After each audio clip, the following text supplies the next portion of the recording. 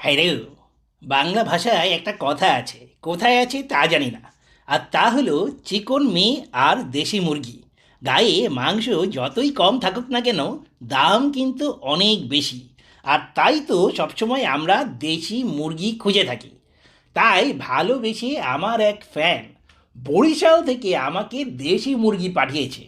চিন্তা করো ব্যাপারটা, মানে ভালোবাসার লেভেলটা কোন লেভেল পর্যন্ত চলে গেছে। তো যাই হোক, হ্যাঁ, তো চিকন মেয়ে তার জীবনে কোনোদিন হচ্ছে গিয়ে চেখে দেখলুম না।